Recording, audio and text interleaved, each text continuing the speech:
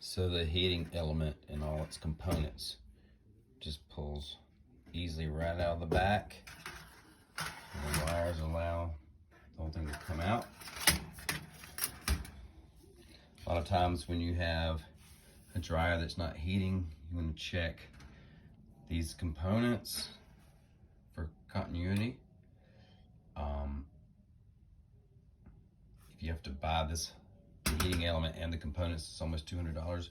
The heating element by itself is only $40, so you might want to check that. And as you see, mine is toast. There's a wire disconnected here, and this burnt to a crisp. There's no soldering or anything. This thing is trash. So luckily, I get to pay about 40 bucks just to get a brand new one of these. And I'll just screw all the other components into it. Take a nice picture of it so I know where they go. All right, let's go check out my new heating element. So when I watched all the YouTube how-tos, I saw that the guys who really knew what they were doing were testing all the components to assess why the dryer wasn't heating. So I wondered to myself, if the heating element is messed up, how obvious will that be? Because I might not necessarily want to get involved with testing these components, even though it's not as hard as it sounds. Well, when I pulled this out, it was quite obvious why it wasn't working and that it was too burnt to reattach. Ordered my new one. Look how good that looks. So yes, the conclusion is, if it's your heating element, you're probably going to visually be able to tell that it's toast or unusable trash at this point.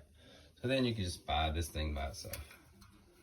Much cheaper than a brand new one of these with the thermostat and all attached.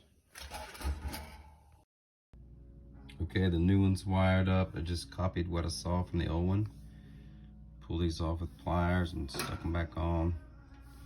They don't feel as snug as they were when I put them off the old heating element, but I'm gonna, as we use the dryer, I'll watch them and make sure they're tight enough. You don't want these slipping off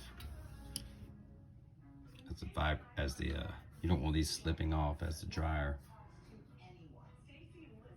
does its thing. All right, there's the new one installed. See the screw on the left and right side of it, right?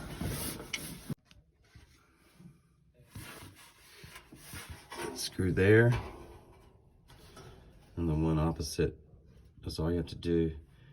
Just take those out and pull this thing down and pop it out. Just be careful with it.